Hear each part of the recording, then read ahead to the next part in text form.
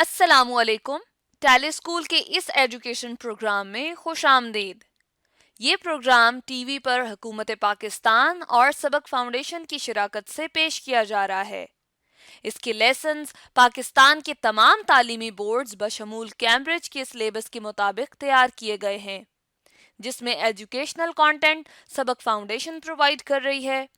सबक फाउंडेशन की वेबसाइट सबक.pk पर केजी से 12वीं जमात तक वीडियोस और प्रैक्टिस टेस्ट बिल्कुल मुफ्त दस्तयाब हैं। फिज़िक्स लेसन में आज हम न्यूटन्स लॉज को डिस्कस करेंगे, जो कि federal board Punjab KPK Balochistan की class 11th chapter number 3 force and motion में मौजूद हैं, और यही टॉपिक्स सिंध और कैम्ब्रिज की क्लास 11th में भी मौजूद हैं। इन वीडियोस को सुनने के बाद, देखने के बाद आपको Newton's first law, Newton's second law, Newton's third law और मैथ्स और वेट में जो फ़र्क है वो अच्छे तरीके से समझ आ जाना चाहिए। आज के लेसन और इससे मुंसलिक तमाम वीडियो लेक्चर्स को घर बैठ के देखने के लिए आप सबक.pk की वेबसाइट पे जा सकते हैं और वहां फ्री वीडियो लेक्चर्स के साथ साथ प्रैक्टिस टेस्ट भी मौजूद हैं, जिन्हें देखकर आप अपने कॉन्सेप्ट्स को पुख्ता कर सकते हैं और इम्तिहानात में ट्यूशन लिए बगैर शानदार नंबर हासिल कर सकते हैं। ये सब कुछ सबक.pk की वेबसाइट पर बिल्कुल मुफ्त दस्तयाब है। तो आज हम बात करेंगे Newton first law of motion के ऊपर, या फर्स्ट लॉ ऑफ न्यूटन भी कहते हैं इसको। ये आप गैलीलियो हैं जो जिन्होंने इसी लॉ के ऊपर जो है वो स्टार्ट में काम किया, लेकिन उसकी मॉडिफाइड फॉर्म जो है वो आपको न्यूटन ही देता है, जिसमें वो बात ये करते हैं जी कि अगर कोई ऑब्जेक्ट जो है वो एट रेस्ट है, for example a book lying on the table, ठीक है, अगर कोई ऑब्जेक्ट एट रेस्ट है तो वो फॉर एवर एट रेस्ट रहेगा, उसको अगर उसके ऊपर कोई अनबैलेंस फोर्स अप्लाई ना की जाए। और इसी तरह अगर कोई बाइसिकल या अगर कोई बॉडी मोशन में है, जैसे बाइसिकल की बात हम कर रहे हैं, अगर कोई बॉडी मोशन में है, ठीक है, तो अपने मोशन को हमेशा के लिए कंटिन्यू रखेगी, ठीक है, यूनिफॉर्मली, यानी एक सर्टेन डायरेक्शन के अंदर यूनिफॉर्मली अपने मोशन को बरकरार रखेगी, बशर्ते ये कि उसके ऊपर कोई अनबैलेंस फोर्स ना अप्लाई की जाए। ठीक है, अब देखते हैं कि ये स्टोरी किस तरह से चलती है, यानी किस तरह से ये लॉ न्यूटन के माइंड में आया और गैलीलियो की क्या स्टेटमेंट थी। गैलीलियो ने सम लेट 1500 के अंदर ये बात हमें बताई थी, ठीक है,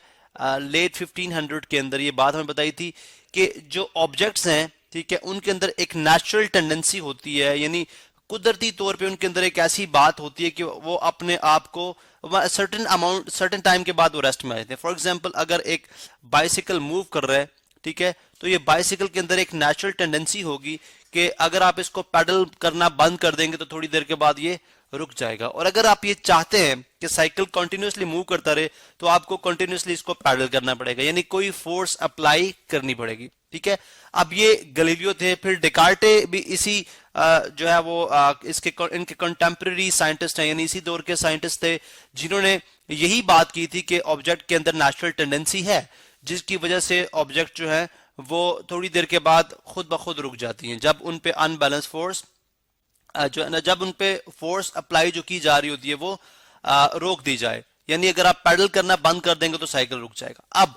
न्यूटन ने इस बात को जब देखा तो न्यूटन ने इसको रीफ्रेज किया, उन्होंने बोला जी कि ऐसी बात नहीं है, बल्कि न्यूटन ने ये बात नोट की कि अगर बॉडी के ऊपर कोई अनबैलेंस फोर्स अप्लाई ना की जाए तो बॉडी जो मूविंग है वो हमेशा मूव करती रहेगी। अब ये बड़ी एक कॉन्ट्राडिक्शन थी, यानी जो गैलीलियो ने बात की उससे ये बात अलग थी, ठीक है, डिफरेंट थी, उससे कॉन्ट्राडिक्ट कर रही थी कि गैलीलियो ये कह रहे हैं जी कि अगर बॉडी के ऊपर फोर्स अप्लाई की, अगर आप चाहते हैं कि बॉडी कंटिन्यूसली मूव करे तो आपको कंटिन्यूसली उसके ऊपर फोर्स अप्लाई करनी पड़ेगी, जबकि न्यूटन ये बात कर रहे हैं कि बॉडी जो है अगर आप चाहते हैं कि कंटिन्यूसली मूव करे तो उसके ऊपर कोई भी अनबैलेंस फोर्स अप्लाई ना करे, तो बॉडी जो मूविंग होगी वो कंटिन्यूसली मूव करेगी और जो बॉडी एट रेस्ट होगी वो फॉरएवर एट रेस्ट ही रहेगी। ठीक है, अब इस चीज को हमने अंडरस्टैंड किया जब, ठीक है, इसका माइक्रोस्कोपिक व्यू देखा तो हमें ये बात समझ आई कि न्यूटन की बात इस तरह से ठीक है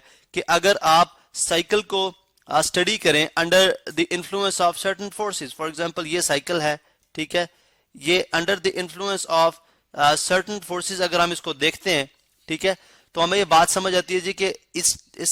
इस साइकिल के ऊपर जब ये मोशन में होता है और जब आप पैडल करना स्टॉप बंद करते हैं तो साइकिल जो रेस्ट में आता है वो उसके ऊपर अप्लाई की गई फोर्सेस की वजह से रेस्ट में आता है। तो वो फोर्सेस कौन सी हैं? सबसे पहली बात तो ये समझ आई कि जो टायर है और ग्राउंड है इनके दरमियान फोर्स ऑफ फ्रिक्शन है। ठीक है, ये फ्रिक्शन जो है वो डायरेक्शन ऑफ मोशन के ऑपोजिट एक्ट करती है। This is force of friction. ठीक है, फोर्स ऑफ फ्रिक्शन जो कि डायरेक्शन के ऑपोजिट, साइकिल आपका राइट साइड पे जा रहा है, फोर्स ऑफ फ्रिक्शन उसके ऑपोजिट लग रही है। इसी तरह ग्रेविटेशनल एक्सेलरेशन है। ठीक है, ग्रेविटेशनल एक्सेलरेशन जो कि downward gravitational gravitational gravitational acceleration जो कि all the time downward act कर रहा है। ठीक है, all the time downward act कर रहा है। आप हर चीज को अपने जमीन हर चीज को अपने सेंटर की तरफ खींचती है। ठीक है, इसी तरह से एयर रेजिस्टेंस, ठीक है, एयर रेजिस्टेंस भी है, यानी हवा के दबाव की वजह से भी एक रेजिस्टेंस पैदा हो रहा है कि आप जब आगे जाते हैं हवा आपको पीछे खींचती है। ठीक है, एयर रेजिस्टेंस। अब अगर आप ये तमाम ये तीनों जो फोर्सेस हैं, ठीक है, एयर रेजिस्टेंस, अगर ये तीनों फोर्सेस जो हैं वो इनको जीरो कर दें और बॉडी को आप एक दफा पैडल करें तो फिर आपको बॉडी को पैडल करने की जरूरत नहीं रहेगी बल्कि बॉडी कंटिन्यूसली। स्टूडेंट्स, आज हम समझेंगे सेकंड लॉ ऑफ न्यूटन जो कि सर आइजैक न्यूटन ने जी 16th सेंचुरी में पेश किया था। अब इसकी स्टेटमेंट कुछ इस तरह से है कि अगर हम एक ऑब्जेक्ट के ऊपर जो कि रेस्ट में हो या मोशन में हो, अगर एक नेट फोर्स अगर इस पे अप्लाई होगी, यानी एक ऐसी फोर्स जो कि हम कहते हैं अनबैलेंस फोर्स या रिजल्टेंट फोर्स, तो जिस डायरेक्शन में ये फोर्स अप्लाई हो रही होगी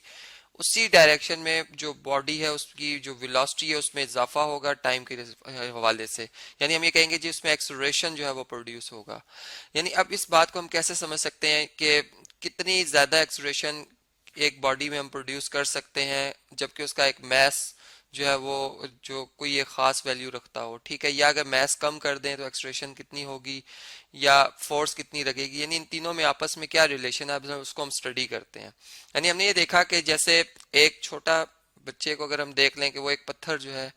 एक ऑब्जेक्ट पत्थर चले हम ले लेते हैं, इसको वो फेंकता है तो वो इसको एक खास डिस्टेंस पे फेंकता है, फर्ज करें 2 मीटर दूर तक फेंकता है और उसमें एक खास एक्सप्रेशन प्रोड्यूस करता है। उसकी निस्बत अगर एक बड़ा आदमी जो कि यही पत्थर जो है वो उठाता है और इसे फेंकता है, अपनी कुवत लगाता है इस पे, तो ये इसको बहुत दूर फेंकता है, यानी इसमें एक एक्सप्रेशन बहुत ज्यादा प्रोड्यूस होगा और दूसरा कि वो डिस्टेंस बहुत ज्यादा कवर करेगा। यानी इसका मतलब ये हुआ कि वो पर्सन जो कि ज्यादा फोर्स लगा रहा है एक कांस्टेंट मैस के ऊपर, यानी अगर आप देखें तो पत्थर वो हमने सेम रखा है, जिसका मैस हम चले 1 kg कह रहे हैं और इधर भी हम 1 kg कह रहे हैं, तो वो हमने कांस्टेंट रखा। तो हमने देखा कि फोर्स को उसकी मैग्नीट्यूड को बढ़ाने से एक्सेलरेशन की मैग्नीट्यूड भी बढ़ रही है। यानी हम मैग्नीट्यूड फॉर्म में बात कर रहे हैं क्योंकि ये दोनों ही क्वांटिटीज अगर आप देखें एक्सेलरेशन और फोर्स ये वेक्टर क्वांटिटीज हैं, तो हम मैग्नीट्यूड में जब बॉडी की मैग्नीट्यूड यानी उसकी मिकदार प्लस यूनिट्स के साथ जब बात करते हैं, जो कि हम जानते हैं कि फोर्स के लिए हम न्यूटन यूनिट्स यूज करते हैं जबकि एक्सेलरेशन के लिए मीटर पर सेकंड स्क्वायर, तो यहाँ पे अगर हम देखें तो ये हमारे पास एक रिलेशन आ रहा है जो कि डायरेक्ट वेरिएशन का है। यानी फोर्स बढ़ती जाएगी तो एक्सेलरेशन भी बढ़ती जाएगी उस वक्त जिस वक्त हमारा मैस जो है वो एक कांस्टेंट हो। लेकिन अगर हम मैस तब्दील कर रहे हो तो फिर जो एक बात कि अगर हम चलें इसको भी देख लेते हैं कि फिर क्या होगा जी, तो हम उसमें यूं कर लेते हैं कि अगर चलें मैस को हम बढ़ाना चाहते हैं तो फिर हम फोर्स को फिलहाल कांस्टेंट रखते हैं। चलें फर्ज करते हैं ये जो पर्सन जो बच्चे की मैंने बात की थी कि यही पर्सन जो है एक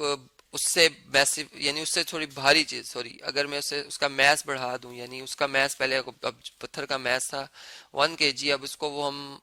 2 kg या 4 kg चले बना लेते हैं, तो उससे क्या होगा कि अब अगर वो उसे थ्रो करता है तो अब वो उसको ज्यादा दूर नहीं फेंक पाएगा और उसमें जो एक्सप्रेशन प्रोड्यूस होगी वो बहुत कम होगी बनिस्बत के उस छोटे पत्थर को जिसका के मैस कम था उसमें ज्यादा उसने एक्सप्रेशन प्रोड्यूस कराई। यानी हमने ये बात देखी कि मैस के इंक्रीज करने से, मैस को मैंने इंडिपेंडेंट एक वेरिएबल रखा, जब मैंने मैस को इंक्रीज किया तो एक्सप्रेशन जो है उसकी मैग्नीट्यूड डिक्रीज कर गई। और इसी तरह अगर मैं मैस को जो है वो यानी उसमें अगर कमी कर देता हूँ, ठीक है, यानी मैस कम से कम कर दूंगा तो एक्सप्रेशन ज्यादा से ज्यादा होगी उस कांस्टेंट फोर्स के। यानी फोर्स को इधर हम क्या रख रहे हैं, जो हम उस पर कुवत लगा रहे हैं ऑब्जेक्ट को फेंकने के लिए, वो हम कांस्टेंट लगा रहे हैं। तो इस तरह से हमें ये बात पता चलती है कि एक ही वक्त में जो एक्सलेरेशन का फोर्स से रिलेशन बनता है वो डायरेक्ट वेरिएशन का है, जबकि मास से जो है वो इसका इन्वर्स वेरिएशन का ताल्लुक बन रहा है। अगर इन दोनों यानी जो हमारे पास ये वेरिएशंस आ रही हैं, दोनों रिलेशंस आ रहे हैं, इन दोनों को आपस में कंबाइंड देखा जाए तो एक्सलेरेशन की मैग्नीट्यूड जो है वो फोर्स से डायरेक्ट है और मास से इन्वर्स है, इस तरह से एक रिलेशन बन जाएगा। अब ये हमारे पास प्रोपोर्शनैलिटी का साइन आ रहा है, जिसे हम इक्वालिटी के साइन में अगर तब्दील करना चाहें तो हमें यहाँ पे कांस्टेंट ऑफ प्रोपोर्शनैलिटी इंट्रोड्यूस कराना होगा, जो कि मैं यहाँ पर अस्यूम कर लेता हूँ कि वो k है और ये एफ ओवर एम अपनी जगह पर एज इट इज है। अब अगर मुझे k की वैल्यू चाहिए, यहाँ पे मैं देखना चाहूंगा कि ये एक्सलेरेशन जो है वो फोर्स ओवर मास के कितने टाइम उससे कम है या कितने टाइम उससे ज्यादा है, यानी इनमें क्या रेशियो है। सिंपल वर्ड्स में तो रेशियो क्या होगी जी, k की वैल्यू हम कैसे कैलकुलेट कर सकते हैं। हम ये देख रहे हैं कि जो हमारे पास ये मैस है, ये अगर दोनों तरफ यानी इसको अगर मैं यहाँ से खत्म करना चाहता हूँ, मैं मैस से दोनों तरफ मल्टीप्लाई कर दूं तो यहाँ से मैस से खत्म हो जाएगा। इसी तरह अगर मैं इधर भी फोर्स से डिवाइड कर दूं, यहाँ भी फोर्स से डिवाइड कर दूं तो यहाँ फोर्स से खत्म हो जाएगी। के की वैल्यू हमारे पास आएगी एम ए ओवर एफ। तो यहाँ पर मैं के की वैल्यू लिख देता हूँ जी, जो कि मैंने यहाँ पे आपको बताई कि एम ए ओवर एफ। ठीक है जी। अब ये बात हम जानते हैं कि हमारे पास जो 1 न्यूटन फोर्स है वो कितनी फोर्स को कहा गया है। यानी 1 न्यूटन फोर्स बेसिकली इतनी उसकी मिकदार होती है कि अगर मैं किसी बॉडी में जिसका मास 1 kg हो, ठीक है, जैसे एक पत्थर है जिसका मास मैंने 1 kg का है, और अगर मैं इसको फेंकता हूँ, इतनी ताकत से फेंकता हूँ कि इसमें जो इसकी वेलोसिटी में तब्दीली आती है वो 1 मीटर पर सेकंड स्क्वायर की आ जाती है। ठीक है, तो फिर मैं ये कहूंगा कि इतनी एक्सलेरेशन जो प्रोड्यूस हुई है 1 kg मास वाले ऑब्जेक्ट में, ये जो फोर्स मैंने लगाई है ये बेसिकली 1 न्यूटन है। तो फिर ये हमारे पास यहाँ से एक रिलेशन बन जाता है कि 1 न्यूटन जो है वो किसके इक्वल आ जाता है, 1 न्यूटन इज इक्वल टू आ जाता है जी 1 kg मीटर पर सेकंड स्क्वायर के। और यहाँ पे अगर मैं मास की जगह 1 पुट कर दूं, यानी 1 kg, और एक्सलेरेशन की जगह 1 मीटर पर सेकंड, तो ये हमारे पास 1, इसको हम ओवरऑल कह सकते हैं कि ये बन जाएगा 1 kg मीटर पर सेकंड स्क्वायर। जबकि अगर डिवाइडेड बाय अगर आप देखें तो फोर्स है और फोर्स के यूनिट न्यूटन, और वो भी 1 न्यूटन इसी के इक्वल होते हैं 1 kg मीटर पर सेकंड स्क्वायर। तो यहाँ से आप देखें ये 1 kg मीटर पर सेकंड में 1 kg मीटर पर सेकंड स्क्वायर कैंसिल, हमारे पास 1 डिवाइडेड बाय 1 1 आ जाएगा। यानी हमारे पास k जो है वो एग्जैक्ट 1 के इक्वल आ जाता है। यानी हम यहाँ से ये कह सकते हैं, अगर हम k की वैल्यू 1 इसलिए पुट कर रहे हैं कि चूंकि by definition of 1 Newton force ये एग्जैक्ट k की वैल्यू 1 आ जाती, तो यहाँ से हमने जब ये अप्लाई कर दी k की वैल्यू यहाँ पे 1 हम जब लिख देते हैं, चले मैं यहाँ से ये k रिमूव करता हूँ, अब इसकी जगह मैं 1 लिख देता हूँ, ये मेरे पास 1 आ गई। तो ये मेरे पास जो रिलेशन बनेगा, इसको मैं अगर इस ब्लॉक को यहाँ से अगर मैं कॉपी कर लूँ, ठीक है, तो हम देख सकते हैं कि ये a is equal to F by M आ जाएगा हमारे पास। इसको मैं इधर लिख लेता हूँ जी, a is equal to F by M. और अगर मैं अब m से बोथ साइड पे मल्टीप्लाई कर देता हूँ, यहाँ भी और यहाँ भी, तो मेरे पास ये m से कैंसिल हो जाएगा, f इज इक्वल टू आ जाएगा, ये इसको हमने कैंसिल करना था, f इज इक्वल टू आ जाएगा एम ए। यानी मैं इधर मैग्नीट्यूड में ही बात कर रहा हूँ, मैं किसी यानी वेक्टर क्वांटिटी के लिए उसके ऊपर कोई एरो शो नहीं कर रहा, इसलिए कि हम मैग्नीट्यूड की बात करते हैं। तो अब यहाँ से आप देख सकते हैं कि जब नेट फोर्स की हमने बात की थी न्यूटन सेकंड लॉ में, तो बेसिकली जो नेट फोर्स होती है, अगर मैं इस तरह से कहूँ कि अगर आप न्यूटन फर्स्ट लॉ को या लॉ ऑफ इनर्शिया को देखें तो हम उसमें कहते हैं जी बॉडी रेस्ट में तो हमेशा रेस्ट में रहेगी, यानी इस पर कोई फोर्स अप्लाई नहीं हो रही। जबकि अगर हम देखें तो उस पर फोर्स तो अप्लाई हो रही होती है, यानी वो फोर्स हमें इसलिए नजर नहीं आती कि वो एक एक्शन और रिएक्शन के तौर पर खत्म हो जाती है। यानी वेट जो होता है इस बॉडी का वो डाउनवर्ड एक्ट कर रहा है ग्रेविटी की वजह से, ठीक है,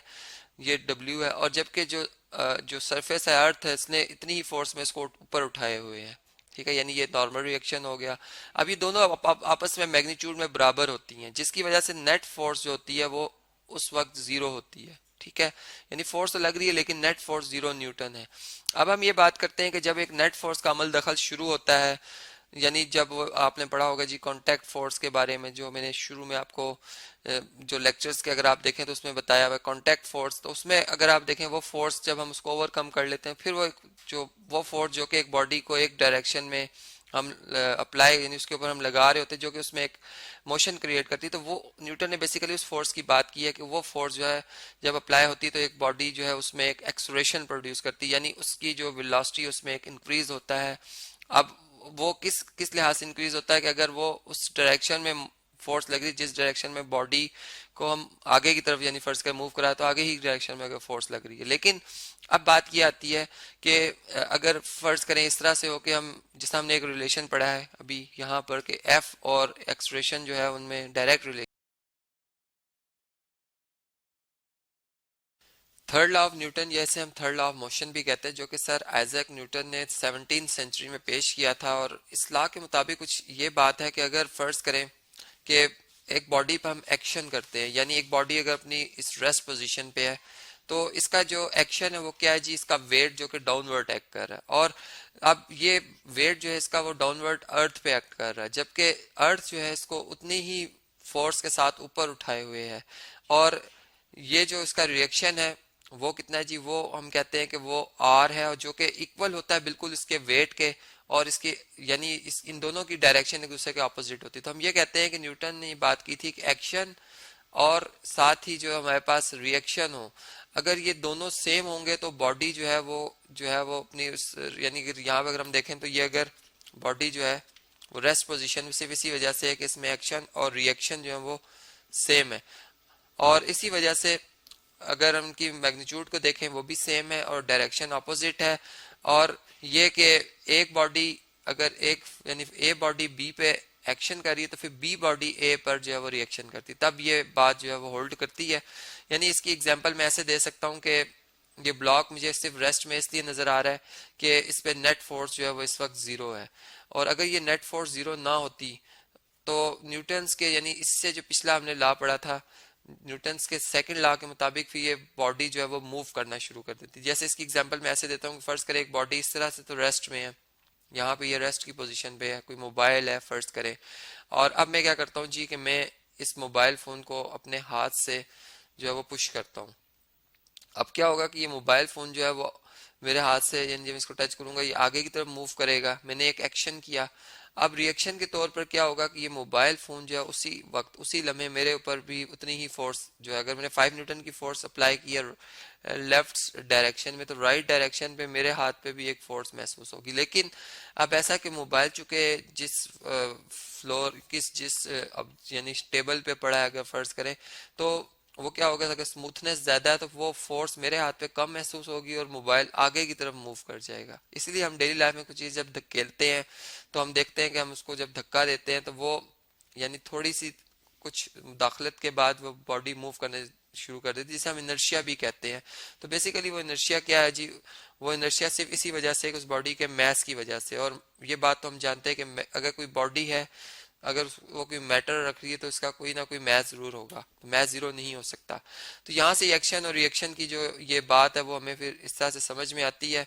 कि ये दोनों एक जैसी ही होती है, इनकी मैग्नीट्यूड सेम होती है लेकिन डायरेक्शन अपोजिट होती है। इसी बात को मैं इस तरह से भी समझा सकता हूँ जी कि एक बहुत मशहूर एग्जाम्पल है कि अगर एक वॉल हो, ठीक है, और इस तरह से कोई ऑब्जेक्ट इसके ऊपर फेंका जाए, अगर कोई पर्सन यहाँ से खड़े होकर कोई बॉल इसके ऊपर फेंकता है, अब क्या होगा कि ये बॉल जो है फर्ज करिए बॉल है जी, जो कि जब इसके ऊपर इधर आकर हिट करती है तो ये एक एक्शन हुआ, यहाँ पर आकर इसने इस पे एक एक्शन किया, और अब इसके रिएक्शन में इस वॉल ने इसके ऊपर जो है उसी टाइम पर एक रिएक्शन करना, और वो रिएक्शन क्या होगा कि ये इसको उसी फोर्स से यानी कि ये 10 न्यूटन की फोर्स से इसको आकर हिट करती है, तो 10 न्यूटन ही की फोर्स ये दीवार जो है वापस इस बॉल पे लगाएगी और ये बॉल वापस इस पर्सन की तरफ मूव करेगी। और फिर यहाँ पर चूंकि मटेरियल भी मैटर करता है कि वो आखिर उतनी जितनी फोर्स हम इस पे अप्लाई करें कि आखिर उसका जो इनर्शिया है और वो तमाम बातें कि उसको इतना मोशन प्रोड्यूस करेगा या नहीं, तो वो तमाम अगर हम उस पर देखें तो वो एक अलग बात है। लेकिन जो नेट फोर्स का अमल दखल है कि अगर एक एक्शन में फोर्स आई है तो फिर रिएक्शन में भी उतनी फोर्स आएगी जो कि दूसरा ऑब्जेक्ट जो है वो उस पर लगाएगा। अब इसकी एग्जांपल ऐसे है कि फर्ज करें यहाँ से ये दीवार अगर स्पॉट इसको ना मिलती, यानी ये अगर कोई दीवार की जगह एक कोई फोम का टुकड़ा होता है, एक ब्लॉक होता, और ये एक बॉल जो कि मैस इसका कुछ मैस है, ये मैसिव चीज है, कुछ वेट रखती है, ये जब आकर इस ब्लॉक को हिट करती तो ये ब्लॉक जब रिएक्शन करता है इस पे, तो क्या होता है जी के रिएक्शन के लिए इसको सपोर्ट भी चाहिए। अब सपोर्ट नहीं है तो क्या होगा कि ये बॉल यानी इसको टच तो जरूर करेगा क्योंकि रिएक्शन करना है, लेकिन ये साथ ही नीचे की तरफ गिर जाएगा। तो हमने देखा कि एक्शन के तौर पर बॉल ने इसको हिट किया और रिएक्शन के तौर पर वॉल